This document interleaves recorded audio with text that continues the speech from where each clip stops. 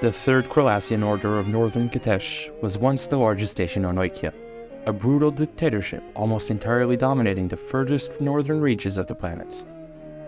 Cralas was never the most powerful nation in the world, but they nonetheless managed to resist the might of the Organization of Free Nations, the alliance which otherwise dominated Katesh, fighting many wars against Suton, Solan, and their allies. Today, however, the Third Order is long gone. Its former territory is now divided between 19 nations. And how did this happen? The might of nuclear fire. Throughout the 2430s and 40s, scientists from around the world were attempting to find uses for the emerging field of atomic physics.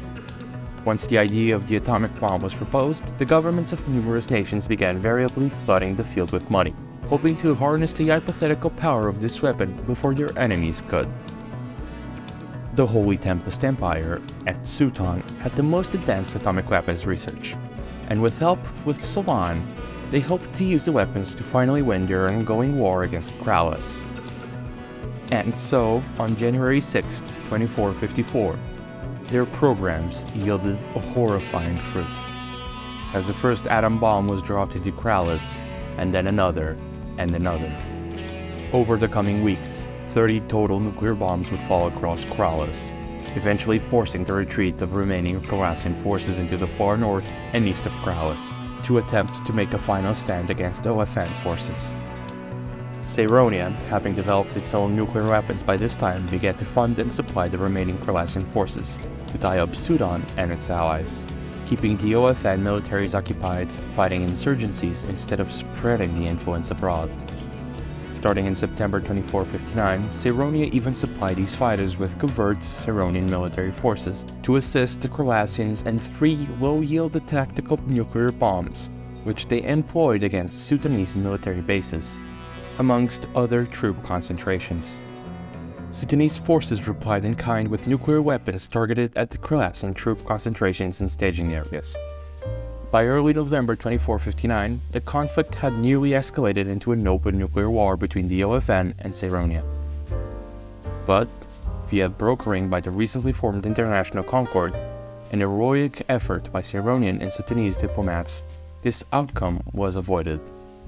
Instead, the Cralasian government was forced to sign the Treaty of Zakul, bringing an end to the war. The treaty required the Third Order cede all land west of the designated DMZ to the High Tempest Empire, Solan, and Suton. A vastly limited size for the Cralasian army, the end of the Cralasian atomic research program granted the Sudanese military the right to build bases on the Cralasian coast, barred the Cralasians from having any relations with Cyronia outside of civilian trade, allowed the OFN to begin testing a program of reorganization within Cralas, allowed Suton and Solan to deport all ethnic Cralasians under their occupation, and required Cralas and all claims to the far north, liberating the many Kateshi tribes which had long been suppressed under Orderous rule. Within weeks of the treaty being signed, remaining Third Order authorities in the west refused to accept Cralasians being deported from the OFN-occupied territories, and activated a secret plan to carry on the war against the invaders. Cralasian civilians and Cralasian soldiers that remained west of the DMZ began to wage a guerrilla war of extermination against their occupiers. Cyronia, despite having also signed the Treaty of Zakul, would continue to covertly support the insurgents west of the DMZ. Meanwhile, in what remained of the Third Order in the east, the government's grasp was slipping, before eventually collapsing fully in August 2460 into a civil war. The 2460s would conversely see the western insurgents consolidating, with Cralas encompassing most of the insurgents in the dwarf states and Polreg by 2464, and Cralas Mershopia leading the fight in the northern Holy Tempest Empire and the Sinma states by 2465. In the east, the most powerful side of the civil war soon emerged, as the new Frisian company, supported by Radsgau Strategic Services International, both 2 private military companies. Eventually, they would also receive support from the Ginsukyo and Jimarian militaries, along with covert financial backing from the Sudanese, allowing them to make huge gains in the southeast, pushing north against the infighting warlords, political radicals, and religious fanatics with relative ease. The success of these foreigners in what little truly remained of their land saw the warlords and insurgent fighters set aside their differences to form a common alliance against the new Frisian Company in 2468, called the Grand United Front. All-out war raged between the Grand United Front, supported by Cyronia, and the new Frisia Front, supported by Suton, Ginsukyo, and Jimaria. While in the west, the Grand United Front began losing ground as counterinsurgency operations began to push the guerrillas further and further west. The Grand United Front did manage to hold its ground against the new Frisian Company, with many at the time viewing a Grand United Front victory, at least in the east, as a distinct possibility. That is, until 2474. By 2474, there were over 100,000 nuclear weapons in the world.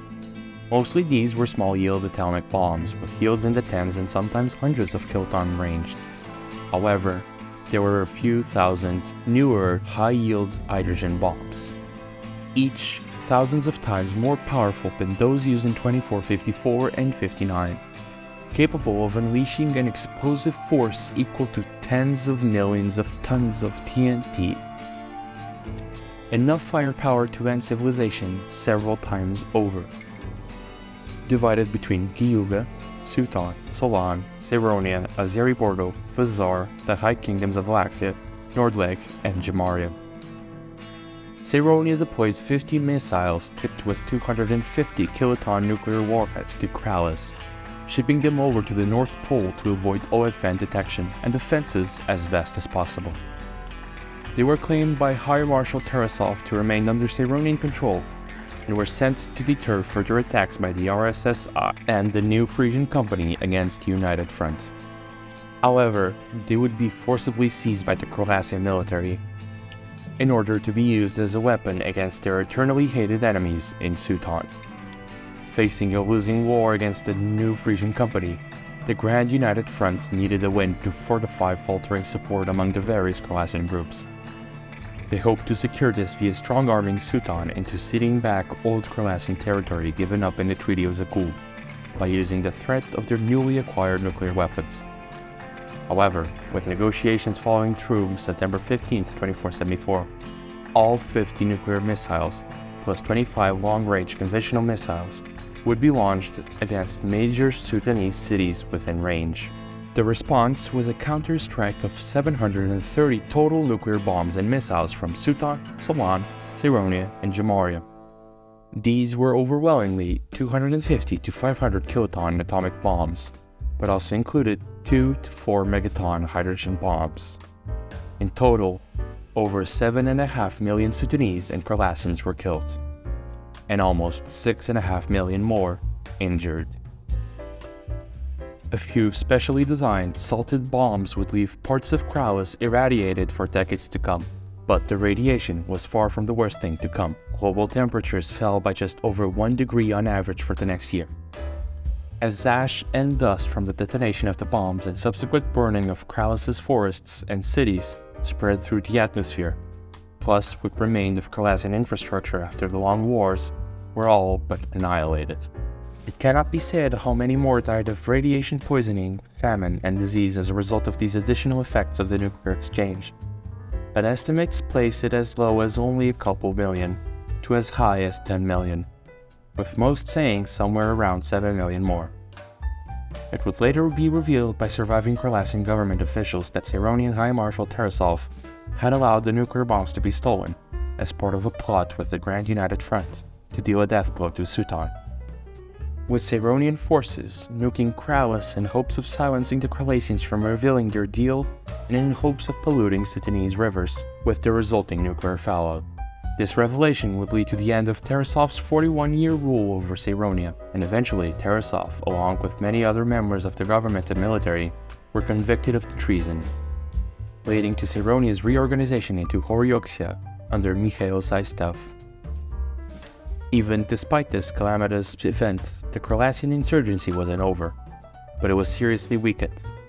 Resistance in the east was completely obliterated, and Sudanese forces spurred into a rage by the Cralasian nuclear attack that used the confusion among Playa Husa to violently and swiftly purge the Pole Reg of insurgent presence. Furthermore, this effectively destroyed any desire among Sudanese policymakers of the public to come to a peaceful resolution with the Cralasians, thus accelerating the timetable for the creation of the Daevite Republic, which would replace Pulreg in 2480. Further west, in Solanese and High Tempest imperial territory, the insurgency would go on to last for decades to come, eventually leading to the international recognition of the Play-Hussein-led Cralasian Free State in 2501. In the east, the North Frisian Company and the Razgau's Strategic Services International would create Cralasian Corporate Republic in 2475. The territories they occupied at the time having avoided the nuclear hellfire from both sides. The Cralasian Corporate Republic quickly established itself over all that remained intact of eastern Cralas, and it would seek to reclaim and rebuild areas which had suffered worst under the nuclear strike, eventually forming the Federal Republic of Cralas in 2522, after defeating local insurgent movements.